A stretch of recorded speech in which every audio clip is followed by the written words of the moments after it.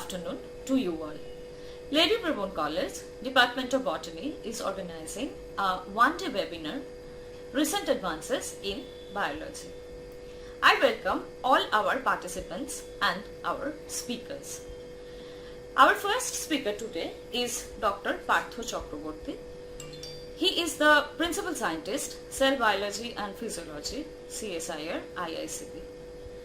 Dr. Chakraborty's research interests include molecular basis of different metabolic syndromes like type 2 diabetes, non-alcoholic fatty liver diseases, obesity, and certain types of cancers.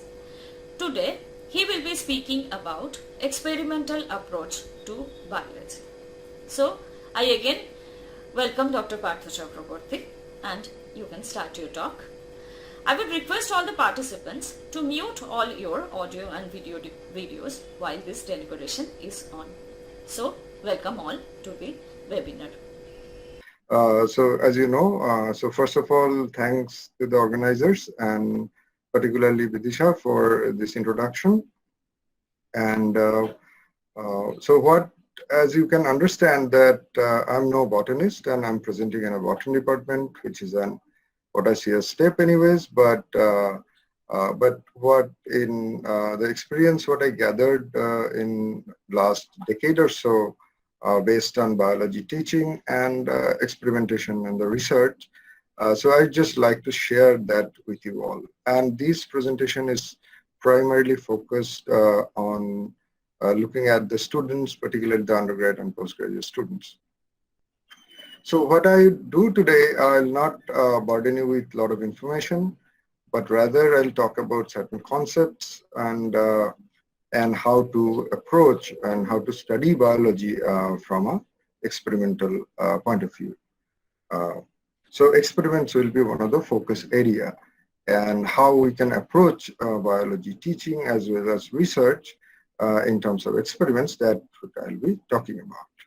So let me begin with this this slide. That so when we teach or when we study biology, we study a lot of books, right?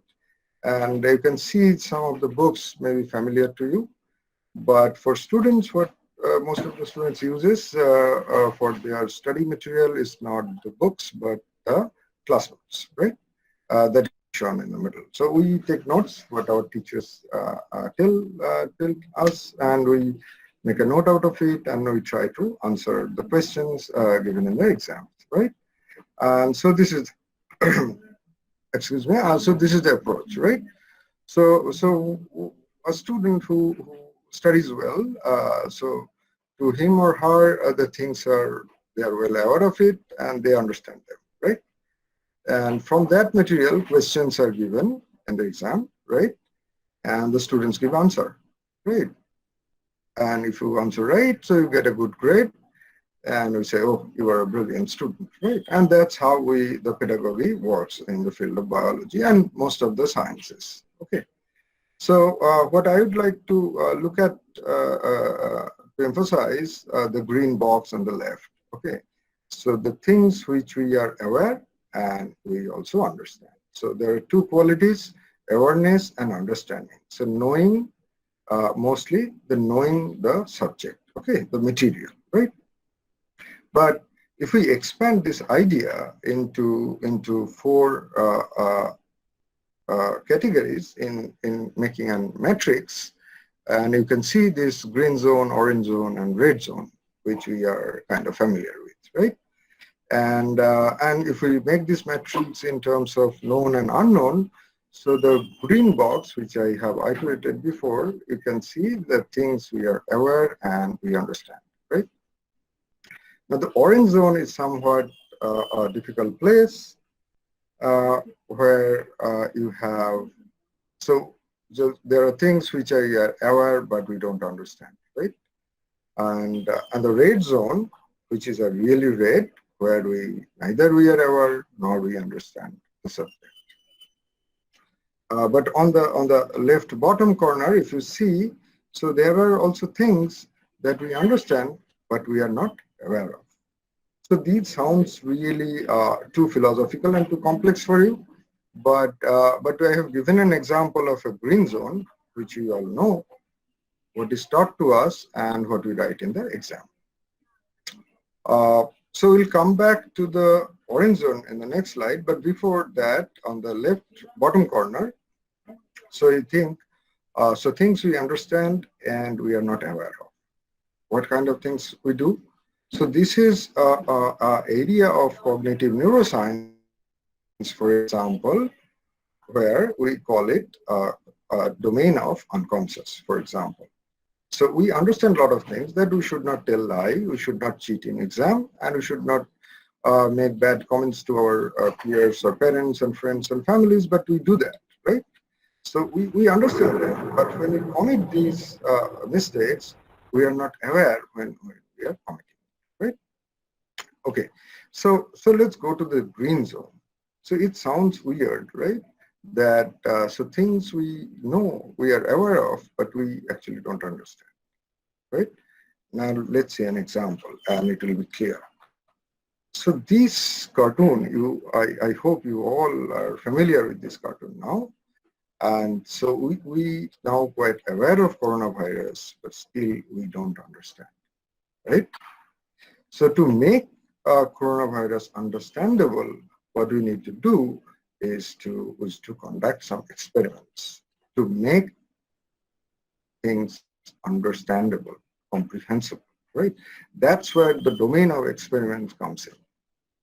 And from that, we have to design experiment on coronavirus so that we can make better understanding. So now when we talk about experiments, we have all done it in our even high schools, and we make, particularly in chemistry, if you remember, so we make 3 columns, right? We describe experiments, then we write down observations, and then we write inference. So these are pretty straightforward 3 steps model, where experiments is described and you observe something and you conclude something, right? But for biology, it's not that simple. And that's why in the history of science, biological experiments came very late, and still biological experiments are being taught and new biological experiments are conducted. Now, why is the problem? The problem in physics and chemistry is more of a deterministic in nature. That means where your input actually controls the output. So it depends on how much force you give, you know what would be the speed of the object. So in biology, the main problem, as you see, the output is independent of input, right?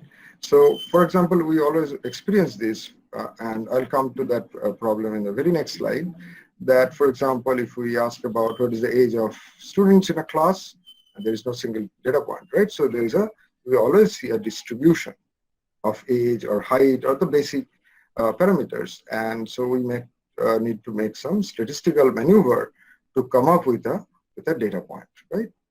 So that's why, since biology is always probabilistic, and it's not the entire population of a species or an organism or cells or molecules, they behave similarly in a deterministic fashion.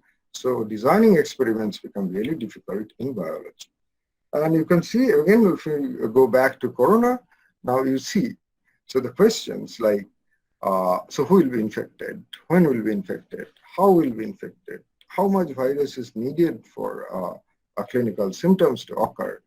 And finally, why me? I'm getting infected, others are infected, right?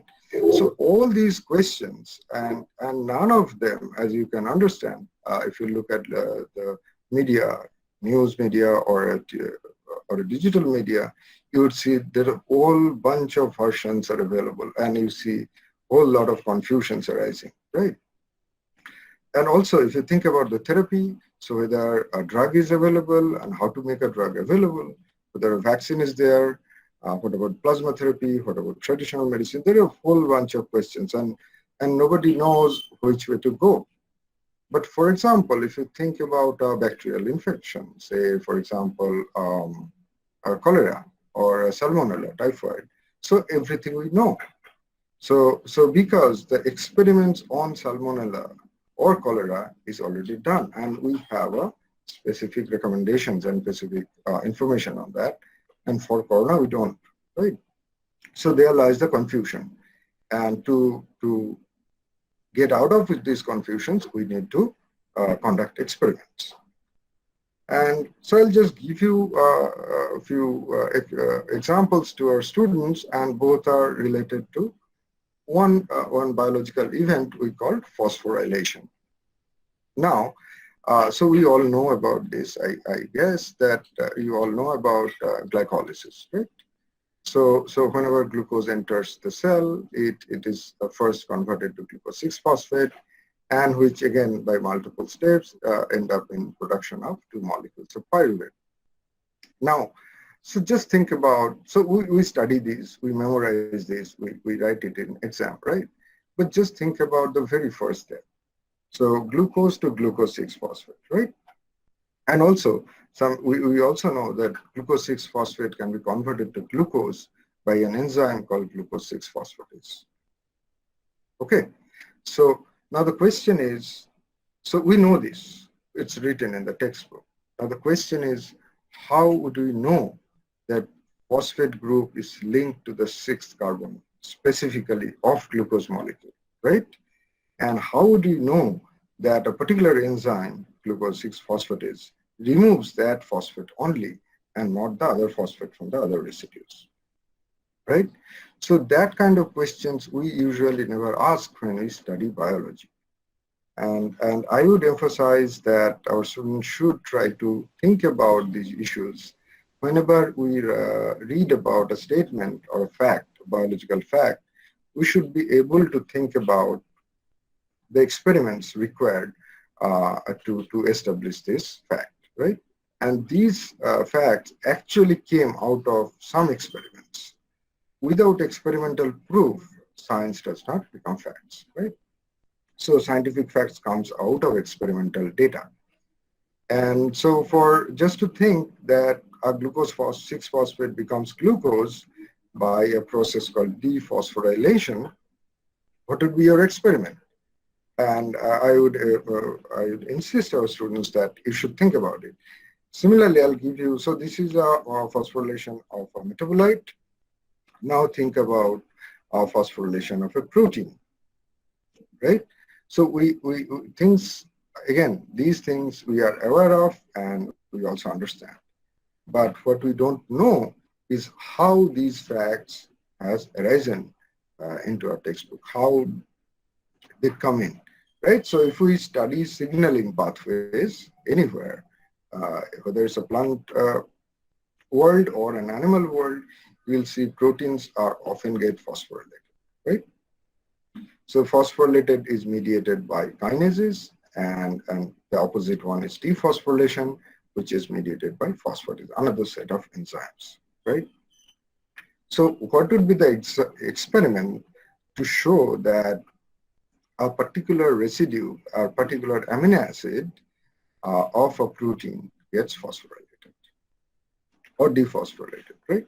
We often read these signaling pathways, but oftentimes we don't really pay attention to how we came to know that this particular protein gets phosphorylation on a particular cellular or organismal context, right? So that's where, so I request and emphasize to our students that you should try to think about experiments and try to understand methods in biology where we can actually generate biological facts which are often written in the textbooks. Okay. So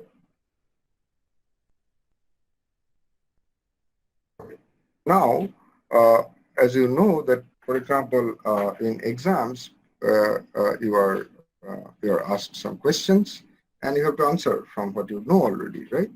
But when you are designing experiments, the method is a little bit different. And it's a bit complex, but I'll just describe it to you briefly. So here in experiments, first you have to ask a question. And based on that, you have to come with an hypothesis, right? So what could be the possible reason for that particular question? For example, why corona is being prevalent now? Now we have to think about an hypothesis, right? And from hypothesis, you have to design an experiment, and you'll get experimental data. And these data may conform with your hypothesis, or then you accept it, and you ask the next question. Okay. So when you know that corona is transmitted by droplet infection, for example, then you ask how to. The next question could be, what would be the methods to stop droplet infection, for example. But if your data suggests against the hypothesis, against your hypothesis, then you reject it, and again you build up a different hypothesis, a new hypothesis. And that's how science progresses over time. But in biology, as you know, as I have already said, that it's a probabilistic in nature, the entire system. So the experiments are a bit different from traditional chemistry or physics experiments. So for biological experiment, you always need at least two groups to start with, right? One is called control and one is test, right? So the control, for example, so this is the group which does not include the thing being tested or is used as a benchmark to measure the results of the other group, right? So you know the control, what is going to happen. So you always have to design an experimental arm where you will definitely know that the results will be either positive or negative. So there are positive controls and there are negative controls, right? And then you do a experiment, separate experiment. So now here biological experiment differs from chemistry experiment. You have not just three columns, but you have two groups, control and test, and under each group you have three columns. Okay. It sounds a bit complicated, but let me give you a high school experimental evidence and you will know this, very simple. So, excuse me. So suppose you have two identical pots, you put some 10 bean seeds and you water them in one and you don't, and you see the plants are coming out of this pot, and 9 out of 10, whereas 0 out of 10, right? Again, you see it's not 100%. Even in this example, you have 9 out of 10. But now this experiment will serve as a positive control for your next experiment. Suppose you want to study impact of certain toxin or an impact of a certain fertilizer on a plant growth, and then you can use this as a control group. So you know this many seeds, this spot, this is the soil amount, and this much of water is to be given to have at least 9 plants to grow, right? So that's how we generate controls and which can be utilized for the future experiment. Now, just to go into little deep into this technique, just think about, so the experiments has to be done in a very controlled fashion. So what do you mean? So the control is, as I mentioned, so the controlled environment is critical. That's why we need laboratories where you can control most of the, or a greenhouse, for example, in the plant science. So you can control a lot of other variables, because the entire biological system, as I have mentioned already, it's very probabilistic and distributive in nature. So that has to be controlled. Otherwise, we won't be able to elicit any response from any intervention. And intervention is basically our experiment, right? So intervention, we call it independent variable, and what we observe, what we get is a dependent variable, and entire system has to be controlled in nature. And I'll just give you two examples from cell biology, molecular biology. So one is, for example, is Western blot, where we study proteins, and we can have a lot of questions, for example, to see whether a particular drug or a chemical, how it works on a signaling pathway. There are tests for conformity tests for HIV, and there are a lot of other areas of serum, tissue, and cells where we study proteins. And for that, for example, we use Western blot, right? So suppose we want to see whether a particular type of hemoglobin is present in a particular, for example, in thalassemia. So we can do uh, uh, uh, electrophoresis and Western blot, so for example. For example, agarose gel electrophoresis, another example which is very commonly used in biology labs, where we primarily detect our DNA and DNA or RNA samples, and for PCR products and other clones, right? So for example, so nucleic acids, we mostly depend on agarose gel electrophoresis, whereas for proteins, we mostly depend on Western blot analysis. And for biology, as I already mentioned, so because we cannot control the variations in organisms in the wild, so we need to sort out, we have to go to few model organisms where we can actually control, for example, their genetics. Okay, so the laboratory animals are there. Drosophila, one of the classic example, and C. elegans at the bottom you can see here. The mouse, where you have the homogenized on the homogenized genomic background. This gangetic fish, you might have heard about zebrafish, and in plant science, Arabidopsis thaliana is very commonly used across the globe, right? Where we can do actually conduct experiments in a very controlled fashion. So, but the question is, the big question would be, so whether we can perform human experiments, because humans are also subject to biological variation, and we want to answer a lot of questions in human biology, right? But can you do this? And that has been a big debate over decades, and there are a lot of ethical issues involved. And some of you may identify this picture. She was the first volunteer for the coronavirus vaccine, for example. And this is an human experiment is being conducted. Okay. But human experiments are being conducted over 100 years now, and there are a whole bunch of uh, really dirty and horrendous experiments have been done. We know about the Jews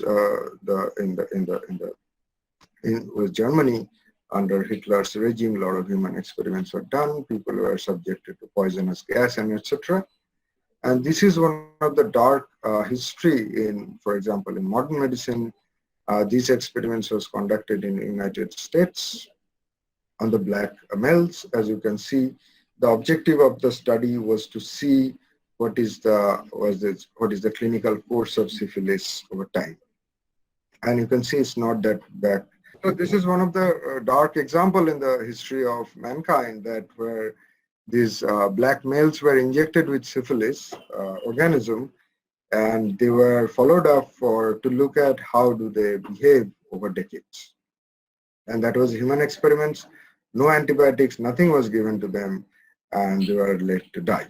Okay, so these kind of experiments are now banned, and these horrendous experiments are now banned.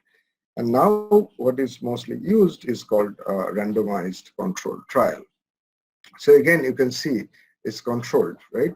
Now, problem is, how can you control? Even we cannot control students in a small class in this Zoom meeting event, and then controlling and looking at, say, for example, effect of a drug is really, really problematic. So what is done, you can see this is a simplified design of RCTs.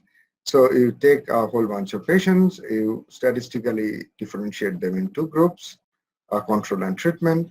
So for example, treatment groups are given medicine, controls are patients, control group is also given a medicine, but that's a dummy medicine. It's called placebo. And then they're followed up for clinical response. And as you can see over here in the treatment group, you see there are people less having complication, whereas in the control group you have more complication. So, and there are statistical ways of comparing these results, whereby you can conclude that, okay, this treatment has some impact or a better impact than a placebo, right? So that's how human trials are conducted these days. And so So I would like to stop here. And so this is my group, the research group. And thank you all for listening. And I'll be happy to take questions now. Welcome back to the webinar. Our next speaker is Professor Amal Kumar Mondal of the Department of Botany and Forestry, Vidyasagar University. Professor Mondal's research interests include chemotaxonomy, molecular taxonomy and palynochemistry, ethnobotany, biodiversity and conservation. Today, he will be talking about a molecular method for identification of the medicinal plants based on DNA barcoding. So, Professor Mondal, please take over. Good afternoon, everybody. And first of all, I would like to thank the principal of Lady Brabourne College, Professor Shivli Sarkar, and the organizers of the webinar, that is the Postgraduate Department of Botany, Lady Brabourne College, for giving me this opportunity to talk on the topic, a molecular method for identification of medicinal plants based on DNA barcoding. So the traditional system of medicine implements medicinal plants to cure various diseases. Out of 7,500 wild plant species used by tribals for traditional purposes, about 950 are found to be new claims and worthy of scientific scrutiny. The traditional herbal medicines have gained popularity worldwide, and about 80% of the world population utilizes traditional medicines for well-being and healthcare. The world market of herbal medicines, like herbal products and raw materials, has been evaluated to have an annual growth rate between 5% to 15%. India has a great treasure of traditional knowledge. We know that India has a great diversity in the plant and as well as in animal, and India also called a mega diversity center. Not only in the vegetational point of view, on the medicinal plants point of view. The demand of medicinal plant related trade in India is predicted at rupees 5,000 crore per annum. A total of 355 crores are invested in international market per annum for Ayurvedic preparations. First of all, my reason for selecting this topic. An important part of the plant inventory of Indian herbalists consists of barks and roots, which typically possesses few physical characteristics that enable accurate morphology-based identification. Herbalists are able to provide information about the local name of a plant product, its medicinal uses, and their origin. But this information may be imprecise or insufficient for species identification purposes, especially considering that herbalists often do not possess knowledge of medicinal plants in the wild. Some medicinal plant products have multiple synonymous names, and in other cases, the same vernacular name is applied to multiple plant species. Thus, the identity of a plant sample, which may be bark, root or seed, etc., brought from this herbalist has so far presented a challenge. In addition, since the collection of roots usually requires the whole plant to be dug up, the trade of medicinal roots has a large impact on natural plant population. For example, thus the identity of the plant being sold in these markets has conservational as well as medicinal implication. For example, rare or endangered species could involuntarily be collected if they are easily confused with their more abundant relatives. Likewise, increasing demands for medicinal products may lead to local over-harvesting extinction of otherwise non-threatened plant species. The traditional method for identification of dried medicinal plants and plant parts is by various senses like taste, sight, smell, and touch. And now next, the problem is the adulteration. The adulteration of medicinal herbs with closely related species is the main cause of concern for the herbal industries today. The reason for this might be misidentification or scarcity of correct herbs. The types of adulteration. First of all, substitution with inferior commercial varieties. Number two, adulteration by artificially manufactured substitutes. Number three, substitution by exhausted drugs. Number four, substitution by superficially similar but cheaper natural substances. Number five, adulteration by addition of worthless heavy material. Number six, addition of synthetic principles. And number seven, use of vegetative matter from the same plant. What are the fate of adulteration? The adulterated drug in some cases may be mortal if substituted with toxic adulterants and become life-threatening. Hence, the correct formulation is important for the herbal drug to be effective.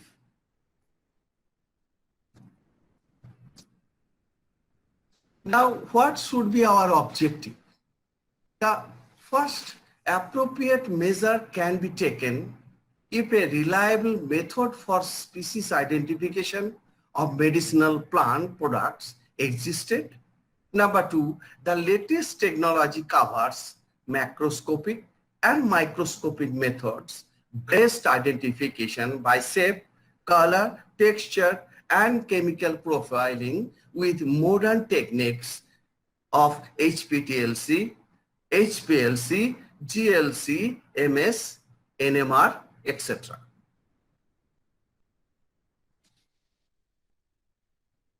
Misidentification, identified collection could also lead to the introduction of toxic or otherwise unsuitable species to the market with potential health risks to end users.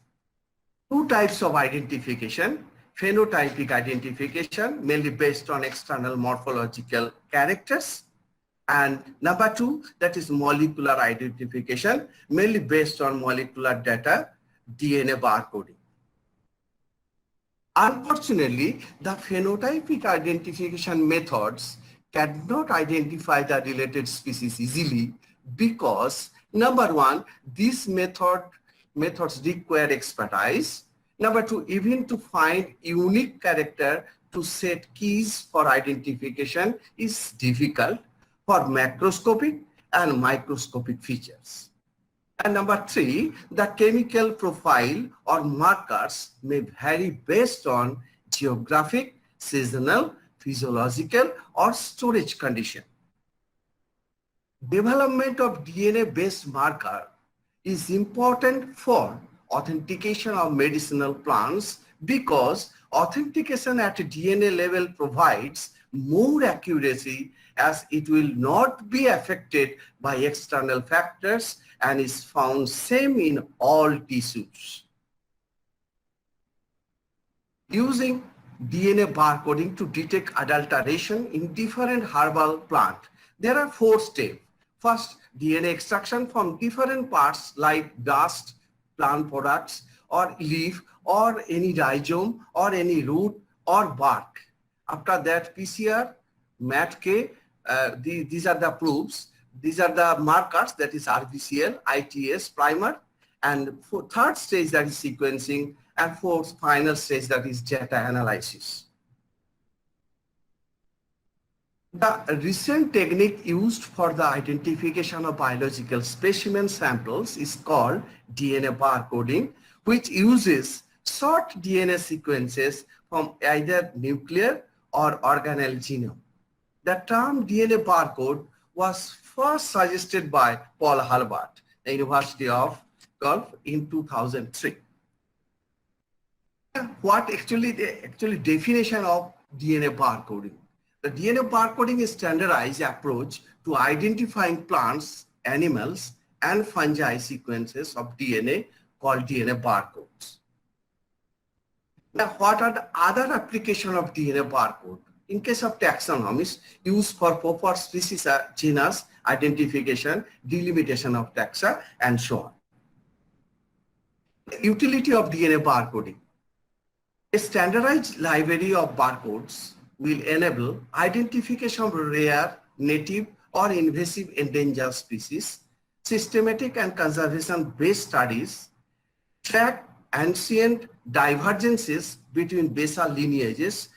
These are the important on the taxonomical and evolutionary point of view, because previously we know that the Magnoliopsida is the basal point, but now APG4 we are in the already been published. We know that we are the botanists or molecular systematics, the based on molecular systematics, and these basal lineages now it is Amborella trichopoda. It's the basal angiosperms.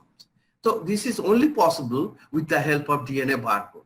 Trace organisms, evolutionary history, and systematic taxonomic relationships. Authentication of the status of our biodiversity. Adulterated herbal medicinal material establish the evolutionary links of the plant species that are missing at the moment. DNA barcoding allows fast and correct identification of unidentified organism whose DNA barcodes have already been archived in a sequence library, such as barcode of live database, that is in short, that is bold. The premise of DNA barcoding is that by comparison with a reference library of such DNA sections or sequences, an individual sequences can be used to uniquely identify an organism to species in the same way that a supermarket scanner uses the familiar black stripe of the UPC barcode to identify an item in its stock against its reference database. Now, what are the markers used? Markers used are for DNA barcoding are called barcodes. In order to successfully characterize species based on DNA barcodes, selection of informative DNA region is crucial. A good DNA barcode should have low interspecific and high interspecific variability, possesses conserved tracking site for developing universal PCR primers for wide taxonomic application.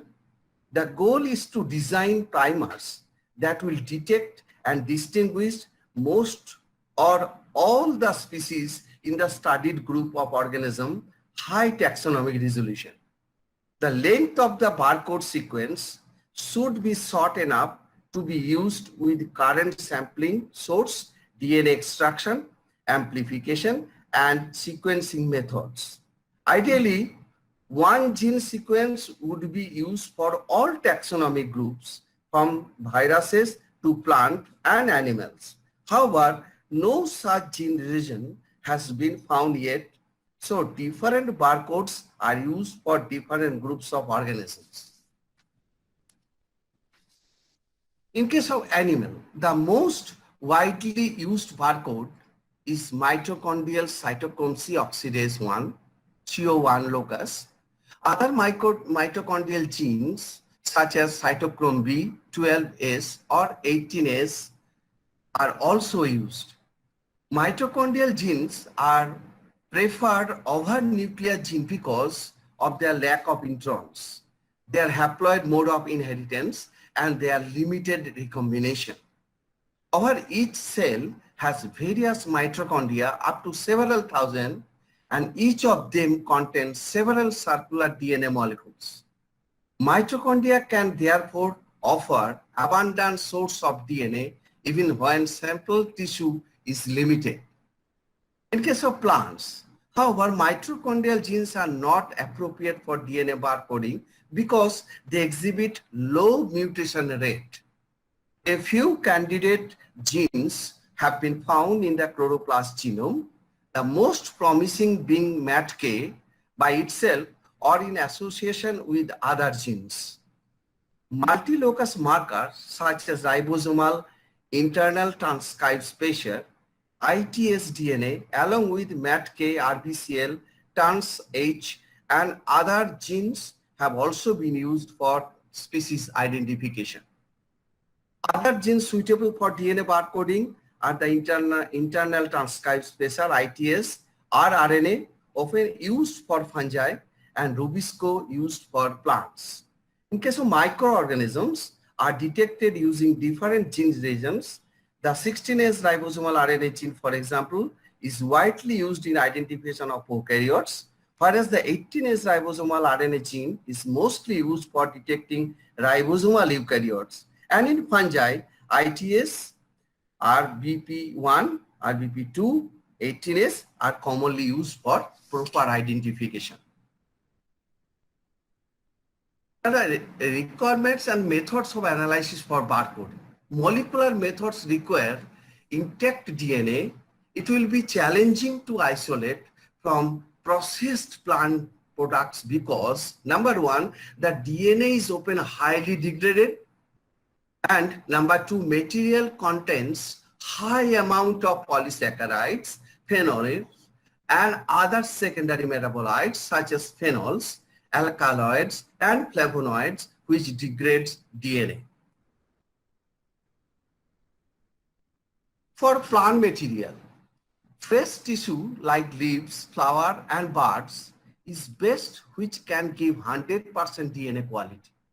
If we have extract DNA from herbarium material, leaves, flower, twigs can give good DNA.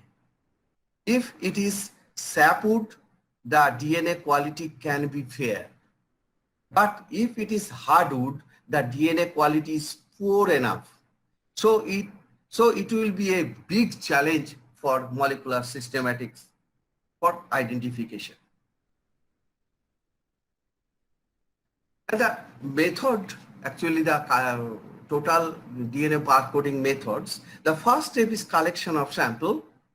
Barcoding can be done from tissue, from a target specimen, from a mixture of organism, birth sample, or from DNA present in environmental sample, or we can say meta-DNA. The method of sampling, preservation, or analysis differ between different types of samples. It is recommended to collect 2 samples from one specimen, one to archive and one for the barcoding process. Sample preservation is crucial to overcome the issue of DNA degradation. The next step is DNA extraction, amplification, and sequencing. Several different DNA extraction methods exist. One extracted amplification of the extracted DNA is done. Typically, only a small fragment of the total DNA material is sequenced, typically 400 to 800 base pairs to obtain the DNA barcode. When the DNA barcode markers region has been amplified, the next step is to sequence the markers region using DNA sequencing methods. Many different sequencing platforms are available.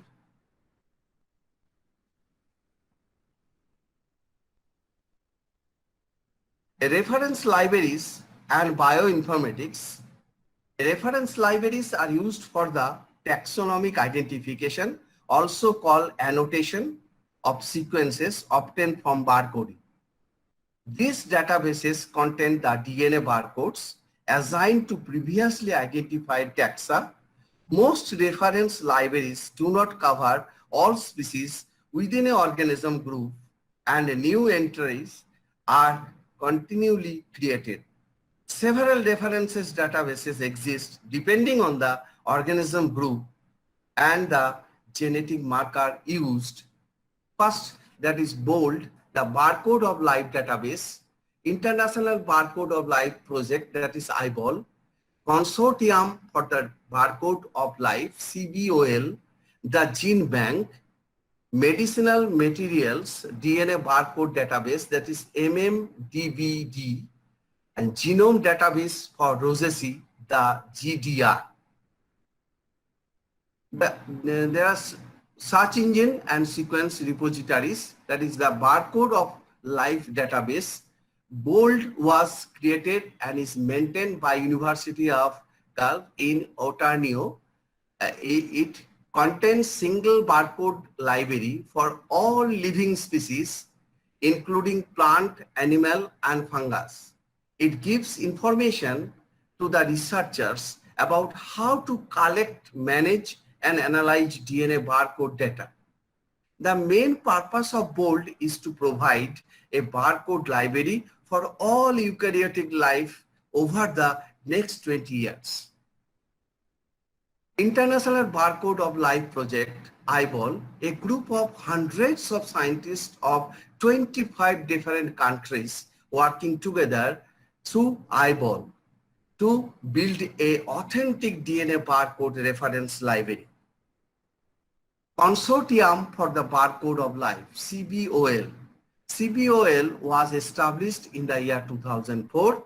CBOL contains 200 member organizations from 50 different countries and works from Secretariat Office located in the Smithsonian Institution, National Museum of Natural History in Washington, D.C.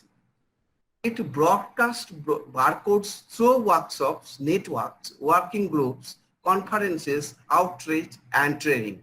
It is a public reference library for species identifiers, which is used for the identification of unknown specimen with reference to DNA barcode of known species, which is already submitted.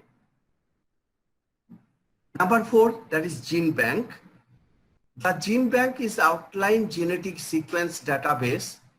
It is one of the most frequently used databases for genomic authentication. Gene Bank is an important storage place of genetic information. There are total 108 million entities for over 260,000 named organisms.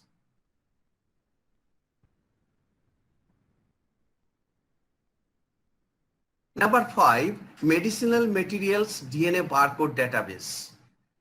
MMDB is a website that contains DNA sequences and their information and important references of medicinal records of the pharmacopoeia of the People's Republic of China, American Herbal Pharmacopoeia, and other related references. MMDBD database gives information on distinguishing medicinal materials, plant, animal, and fungi from their common substitutes and adulterates. Number 6, the GDR, that is Genome Database for Rosaceae. The GDR was created in the year 2009. It contains information regarding genetic markers of the family Rosaceae. Other PCR-based methods which have been applied to develop markers that help in authentication and identification of medicinal plants are RAPD, RFLP, microsatellites like ISSRS, SNPS, ARMS.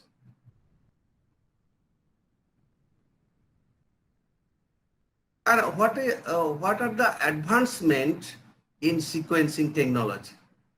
First of all, that is NGS, next generation sequencing, is a more advanced and newly refined version of the traditional DNA barcoding techniques.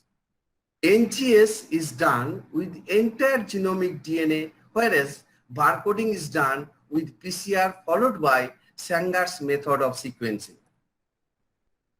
What is the difference between NGS and PCR based sequencing? However, NGS is too costly and not practical as PCR amplification.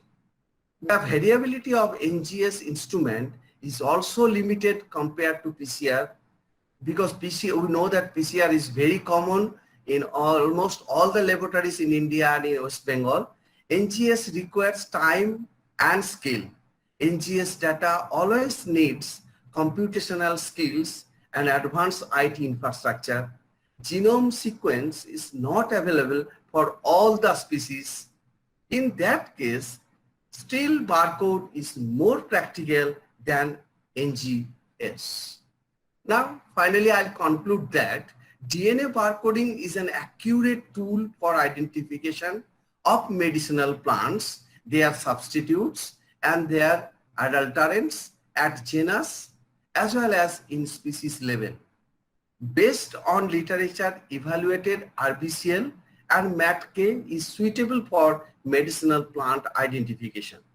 Depending on the type of material analyzed, combination up to 3 genomic regions is important to provide sufficient information for identification. Because of raising demand of herbal remedies, authentication of plant material is important. Hence, it is necessary to provide an exclusive database containing DNA sequences for easy identification. Future advances of sequencing to evaluate large-scale nucleic acid sequences provide an advantage of genotyping of taxon, which will provide tool to identify species from even damaged and fragmented DNA template. From our laboratory, from the barcoding point of view, we have already done the DNA barcoding of 45 endangered and threatened medicinal plants and a few liverworts from Southwest Bengal and submitted to NCBI Gene Bank, which they have already accepted and authenticated. These are few examples of our work from our team. And now, thank you to all, and I acknowledge again Professor Shivli Sarkar and all the faculty members, organizers of Botany Department, and I will be happy to take questions now. If any questions from students or any dignitaries or any scientist, please. My heartfelt thank you, Dr. Partha Chakraborty and Professor Amal Kumar Mondal. On the behalf of Department of Botany, Lady Brabourne College, I wish to thank our principal, Professor Shivli Sarkar, for her constant support and encouragement. Thank you all the participants for your patient hearing. We are totally indebted to Mr. Arvind Prasad of AAA Tech for his technical expertise and constant help and support, without which our webinar couldn't be arranged. I request all the participants to submit their feedback in the website ladybrabournebotany.in/webinar. You can collect your certificates from this website on 6th July 2020. Thank you all again and have a very good evening.